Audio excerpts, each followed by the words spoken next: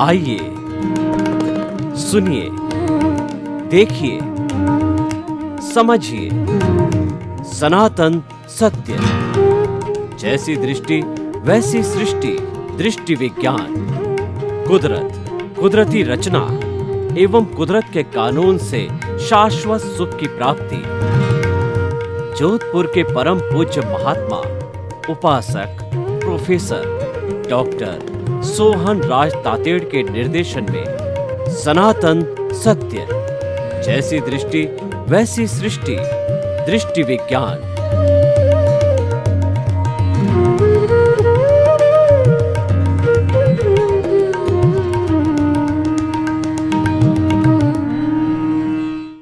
ओम शांति प्रभो, जय शांति प्रभो, पार्श्वनाथ महावीर प्रभो।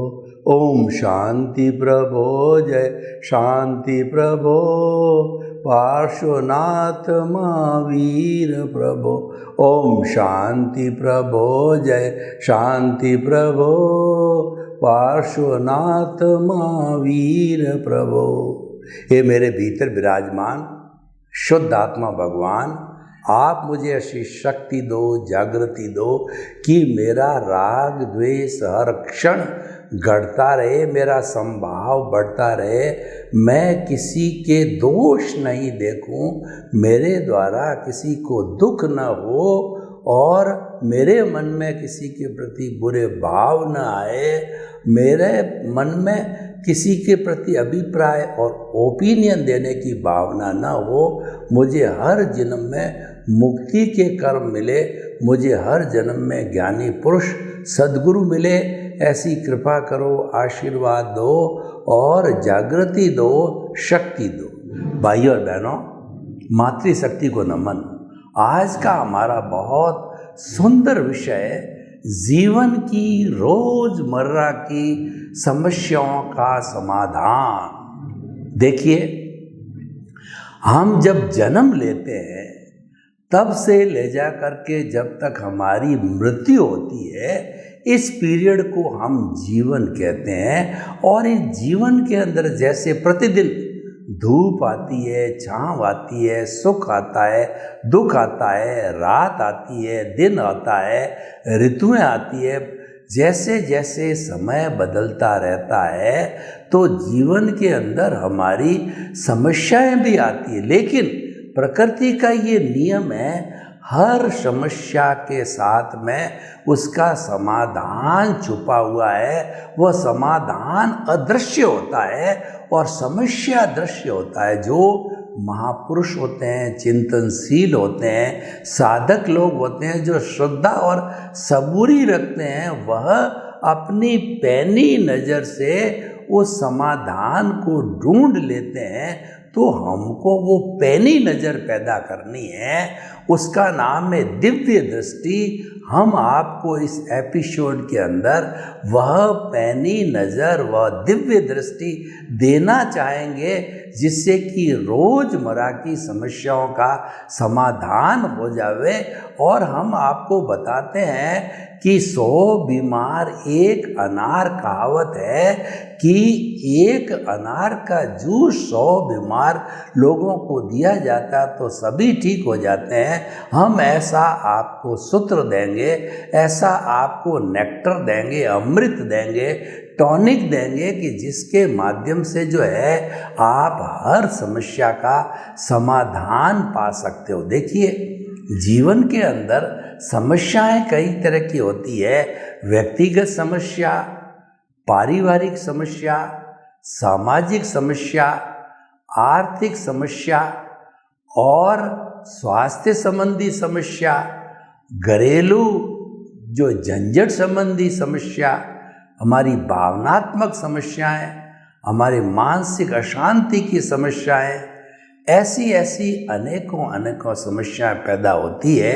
वो समस्याएं कैसे पैदा होती है कि पिता पुत्र के बीच में मनमुटाव हो गया, पति पत्नी आपस में नहीं बोल रहे हैं, भाई भाई आपस में लड़ने लग गए, हम कभी बीमार हो गए, हॉस्पिटलाइज्ड हो गए और हमारा लंबा इलाज चला।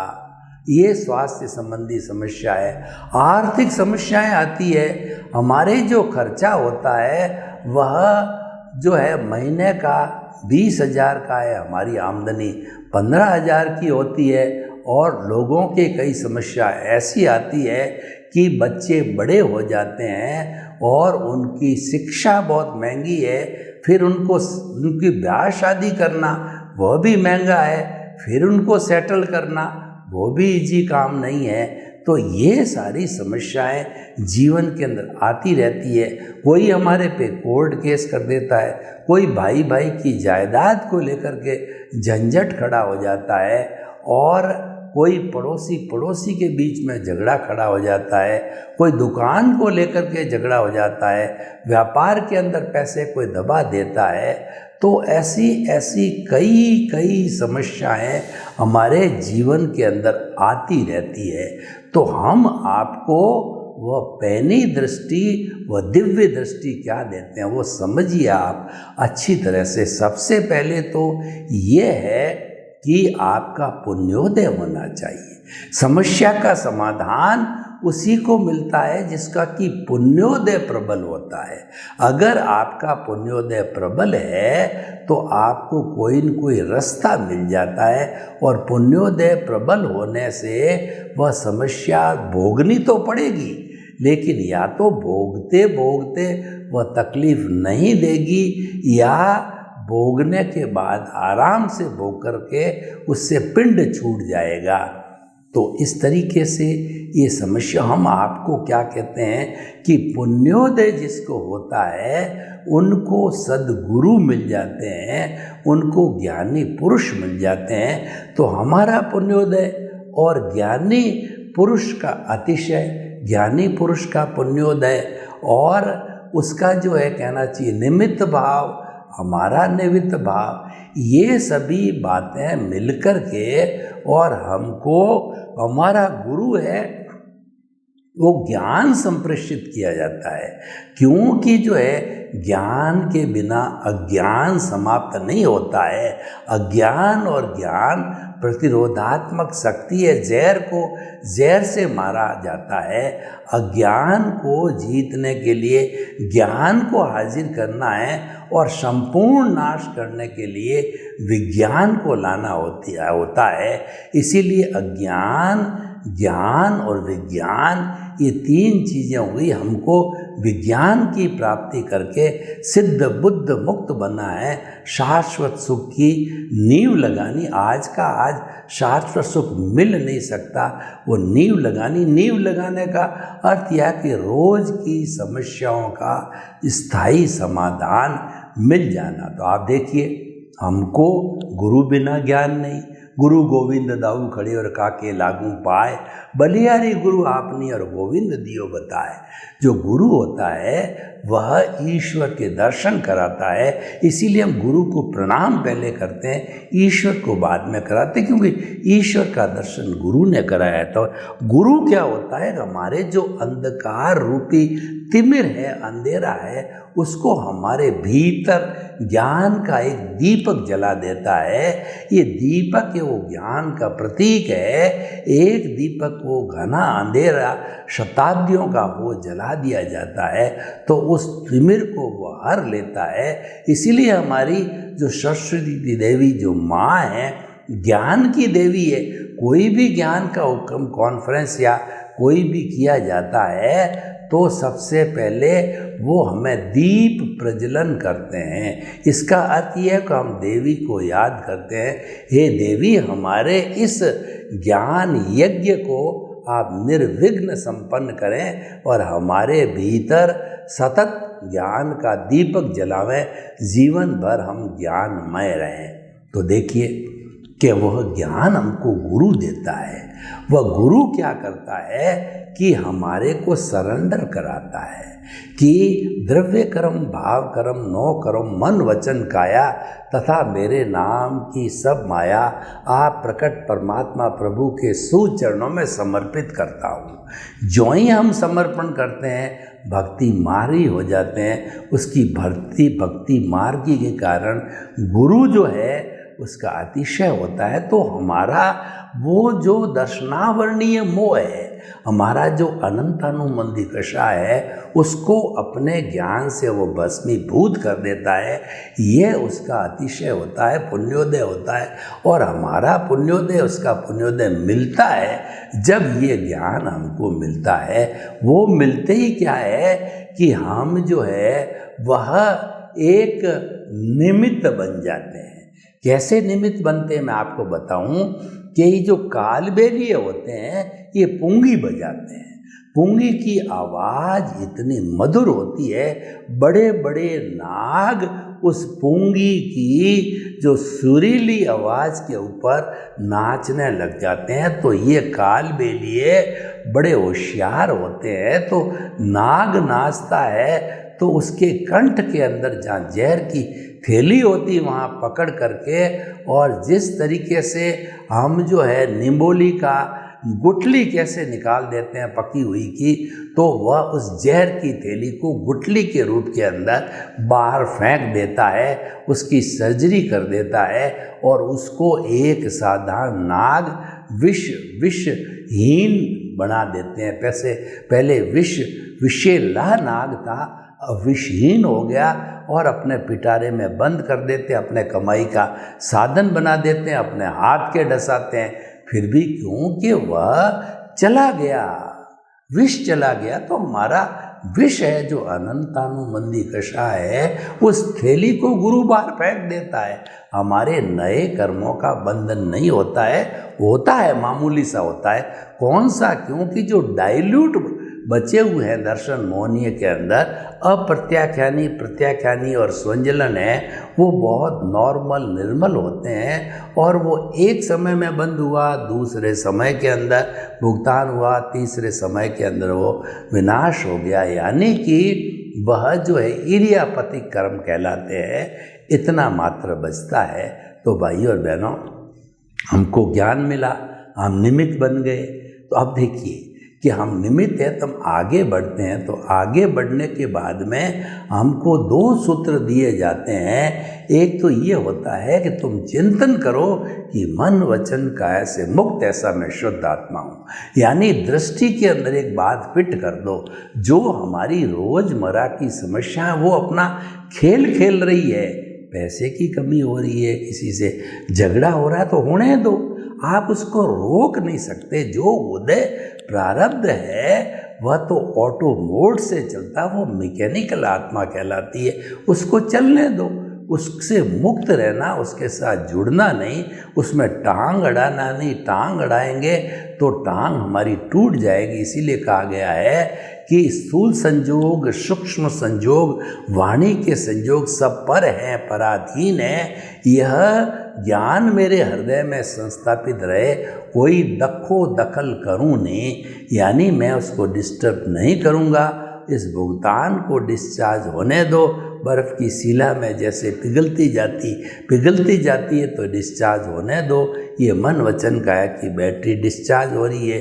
ये स्क्रिप्ट लिख के आए हो, स्क्रिप्ट खुल रही है। ये हम फिल्म लेके आए हैं, ये फिल्म जो है खुलती, यानी हमारा भुगतान और हमारा हिसाब, हमारा उदय प्रारब्ध है, वह सारा भुगतान होता रहता है, वह चलता रहता है। इसको चलने दो, इसको रोकना नहीं। आप रोक भी नहीं सकते, क्योंकि ये सारा कुदरत के अधीन है। इसकी सारी व्यवस्था, इसका पूरा जो है क्रिएटर, ऑपरेटर, डिस्ट्रॉयर कुदरत है। ये हमारी आंसर शीट हमारे मरने के समय कुदरत रूपी जज के पास में चली गई थी, एग्जामिनर के पास में। एग्जामिनर कुदरत है, वो हमको उसका रिजल्ट देती है। और कुदरत हमेशा हुआ सो न्याय, कभी भी पक्षपात नहीं करती है, क्योंकि ये कुदरत का नियम है। 84 लाख जीवा योनि के असंख्य अनंत प्राणी हैं, उस कुदरत में ही जो कर्म भुगतते हैं, तो किसी के साथ में पक्षपात नहीं होता। हुआ सो न्याय के सिद्धांत के ऊपर सबके साथ न्याय होता है और ये चलता रहता है। इसको चलने दो। हमने जो है अपना जो आर्ट ऑफ द विजन किया, हम क्या दृष्टि विज्ञान देते हैं समस्याओं के समाधान के लिए।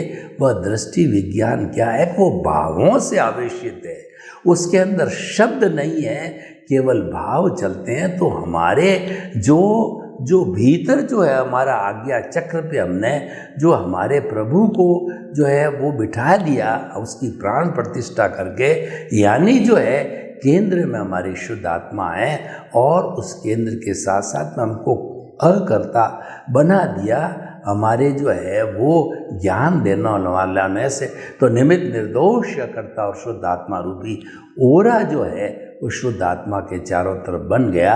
और इधर हमारी परिधि है, परिधि है वो हमारा भुगतान है, परिधि जो है हमारा ये जो है वो हिसाब है, ये पिछले जन्म का उदय और प्रारब्ध है, ये ध्वनि की प्रतिध्वनि है, इसको कोई रोक नहीं सकता। व्यवहार शुद्धि निश्चय शुद्धि है तो ये चलता रहना चाहिए। तो हम क्या कहना चाहते हैं आपको कि इसको कुदरती रचना मानो, जो कुछ घटित हो रहा है उसको कुदरती रचना मानना और हमको जो है हमेशा अपने भावों में रहना, यानी अपने दृष्टि में रहना, अपने जो है आर्ट ऑफ द विजन के अंदर रहना चाहिए, क्योंकि वहाँ पर ही हमारा ज्ञान दर्शन का डेवलपमेंट होता है, वहाँ से ही हमको अगले जन्म की खुराक कैरी फॉरवर्ड होती है। यानी आपका जो सम्यक ज्ञान और सम्यक दर्शन है वह पुष्ट होता रहना चाहिए। देखिए ऐसा बताया गया है कि सम्यक दर्शन ज्ञान चारित्राणी मोक्ष मार्ग, मोक्ष के सम्यक ज्ञान सम्यक दर्शन और सम्यक चारित्रिक सम्यक तप और गिना जाता है। तो सम्यक ज्ञान क्या है कि मन वचन काया से मुक्त ऐसा मैं शुद्ध आत्मा हूँ, ये सम्यक ज्ञान हो गया। और सम्यक दर्शन क्या है कि मन वचन काया तथा उससे जुड़ी हुई हर अवस्था मात्र कुदरती है। खुली आंखों से जो हम देखते हैं, जो हम 5 इंद्रियों से हमको दिखाई देता दृश्य, वो सारा दृश्य है उसको कुदरती रचना मानना, जानना, देखना, उसको सब कुदरती रचना, कुदरती रचना। सुबह से शाम तक उठा कौन उठा? सोहनराज रूपी पुतला उठा, रिलेटिव। सोया कौन? सोहनराज रिलेटिव सोया। खाना कौन खा रहा है?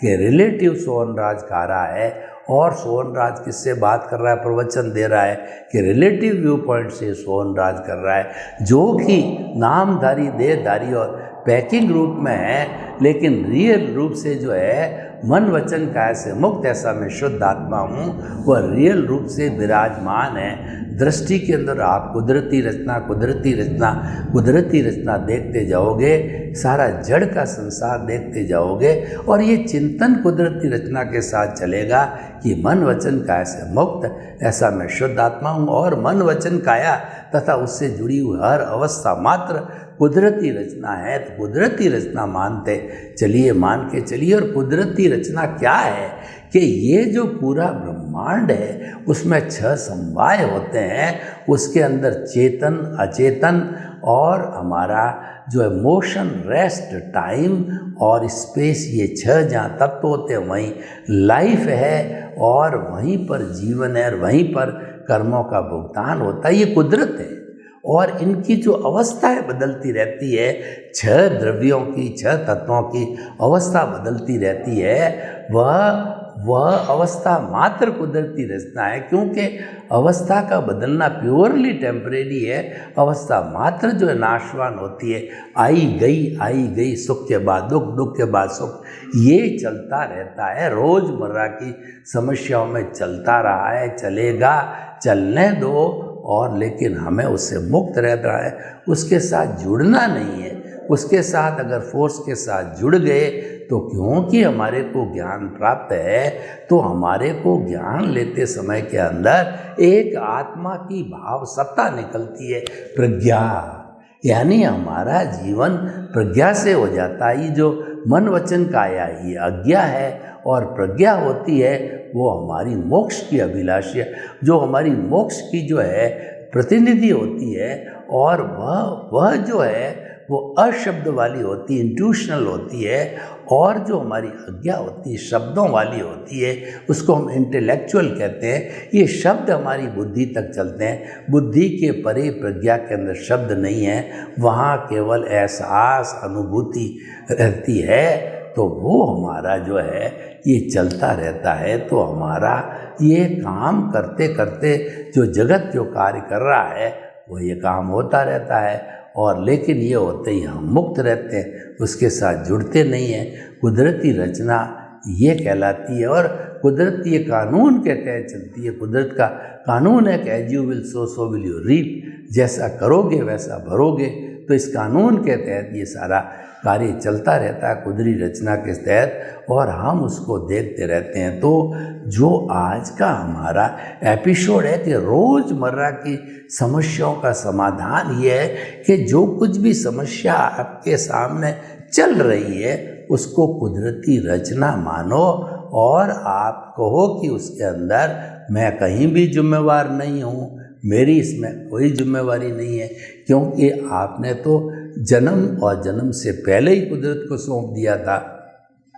तो इसका निवारण कुदरत करे, और आप जब श्रद्धावान हो जाते हो, सबूरी करने लग जाते हो, तो कुदरत अपना काम करते करते वह कोई न कोई रास्ता अपने आप निकाल लेती, उसकी जिम्मेवारी होती है। तो हम आपको ये कहना चाहते हैं कि ये सारी कुदरती रचना, कुदरत के कानून के तहत जो चलता है उसको चलने दो। आप मात्र उसके ज्ञाता दृष्टा रहो, जुदापन की जागृति रखो, और जो है आप उससे भिन्न रहो, उसके साथ में जुड़ना नहीं है। ये जुदापन की जागृति एक बहुत ही अच्छी जो है हमारी जो कहना चाहिए चिंतन है कि ये शरीर अलग है, मैं अलग हूँ। ये शरीर तो हाड़ मांस का बना हुआ है, ये तो पिछले जन्म के कर्म के भुगतान के लिए है, और मैं तो अजर अमर अविनाशी शुद्ध आत्मा हूँ, पहले थी, आज हूँ और आगे से चलती रहूँगी। तो ये जो है वो इसका काम चलता रहता है। तो हमें खाली मात्र ज्ञाता दृष्टा में रहना है, और हमको जो है वह जो उदय प्रारब्ध चल रहा है उसको कुदरती रचना मानते मानते धीरे धीरे जो है वो इसका अंतिम शोर है, अंतिम जो उसका किनारा है वह होता है केवल दर्शन का। जब हमारी ये कुदरती रचना की भावना बढ़ती रहती है तो हमको प्रीति जागृति और अनुभव होता है, हमको ज्ञान के समय 100% प्रीति करा दी जाती है कि मन वचन काया से मुक्त ऐसा तुम शुद्ध आत्मा हो। ये 24 आवर्स भीतर जो है एक घंटी बोलती रहती है। श्वास हम लेते हैं तो मन वचन काया से मुक्त बोलना चाहिए, श्वास जब हम निकालते हो तो मैं शुद्ध आत्मा हूँ। तो इस तरीके से जो श्वास के भरने के साथ में और श्वास निकालने के बीच के अंदर ये मन वचन काया से मुक्त ऐसा मैं शुद्ध आत्मा हूँ, ये भीतर हर क्षण चलता रहना चाहिए। तो ये चलते रहने से जो है वो हमारी जो कुदरती रचना बाहर जो काम कर रही है वह हमारे को धीरे धीरे प्योरीफिकेशन कराएगा और वो हमारी आत्मा में जाकर के विलीन हो जाएगी। तो भाई और बहनों, हम आपको बताना चाहते हैं कि जो आज का हमारा विषय जो है कि रोज़मर्रा की समस्या में जो है वो का समाधान हमको निकालना है।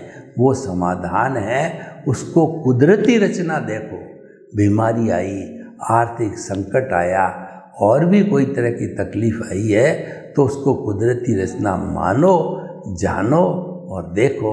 और धीरे धीरे जब ये अनुभव गहरा हो जाएगा तो कुदरती रचना करते करते तो हमारा उससे क्या एक परिणाम होगा कि हमारी जितनी अज्ञानता है वह समाप्त होती रहेगी।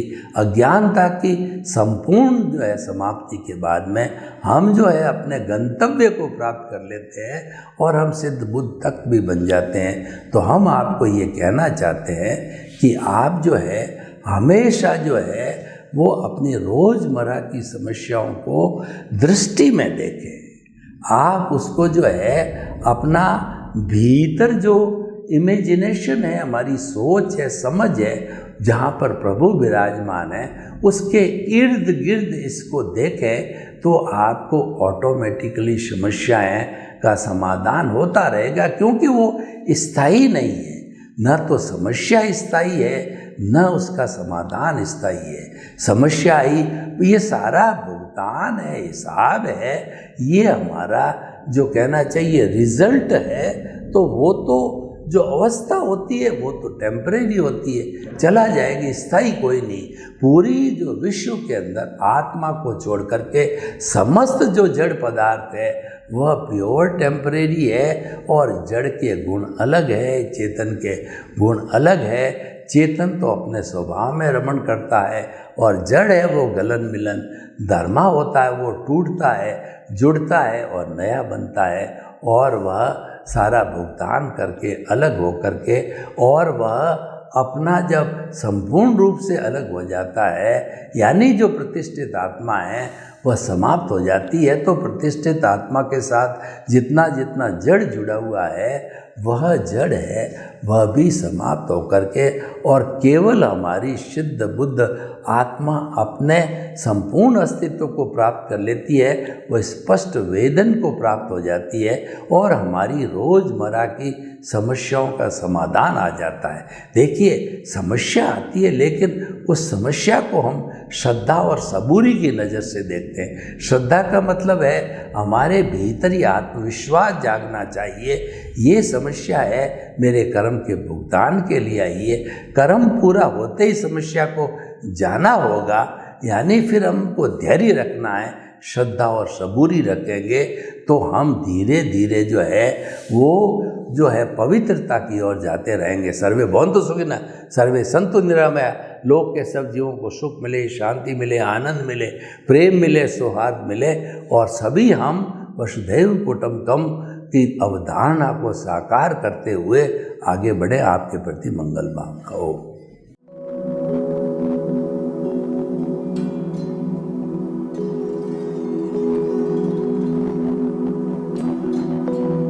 एक ऐसा अंतर्राष्ट्रीय ख्याति प्राप्त मानव जो गुरु प्रेरणा से पिछले 20 वर्षों से वानप्रस्थ जीवन जीते हुए 24 घंटे मानवता की सेवा में संलग्न है। एक ऐसा मानव जो अभी राष्ट्रीय, अंतर्राष्ट्रीय टीवी चैनलों पर 7,500 एपिसोड के माध्यम से सनातन सत्य, आत्मविज्ञान एवं पुनरुत्थान, व्यवहार एवं निश्चय जगत के जीवनोपयोगी विषयों पर हृदय स्पर्शी प्रवचन कर चुका है। उस मानव का नाम है महात्मा उपासक प्रोफेसर डॉक्टर सोहन राज तातेड़। प्रोफेसर तातेड़ द्वारा योग, दर्शन, शिक्षा विषयों पर रचित पीएचडी स्तर के 250 शोध ग्रंथ भारत के 100 प्रतिष्ठित विश्वविद्यालयों में शोधार्थी पढ़ रहे हैं, तथा वे सभी शोध ग्रंथ वहां की सेंट्रल लाइब्रेरियों में उपलब्ध हैं। महात्मा सोहन राज ने अभी तक हजारों स्कूलों, कॉलेजों, विश्वविद्यालयों एवं संस्थाओं में सेमिनार, वर्कशॉप, कैंप लगाकर लाखों विद्यार्थियों को योग, दर्शन, शिक्षा का प्रशिक्षण देकर उन्हें सुसंस्कारित किया। डॉक्टर तातेड़ ने भारतीय संस्कृति उत्थान के 4000 से अधिक समसामयिक विषयों पर आर्टिकल लिखकर ऑनलाइन जर्नल, पत्रिकाओं, वेबसाइट्स पर प्रकाशित किया, जिसका उपयोग लाखों पाठक कर रहे हैं। उपासक तातेड़ के 5000 से अधिक आज का सुविचार, आज का शुभ संदेश, आज का मंगल भावना योग आदि चिंतन websites, Twitter, blogger, Facebook, YouTube माध्यमों से लाखों लोग अपना जीवन निर्माण कर रहे हैं। मानवता के मसीहा ऐसे महामानव महात्मा सोहन राज तातेड़ के प्रोफाइल को अभी तक विश्व के 20 लाख दर्शक यूट्यूब पर, 12 लाख गूगल पर एवं लाखों दर्शक फेसबुक, ब्लॉगर, ट्विटर और इंस्टाग्राम पर देख चुके हैं।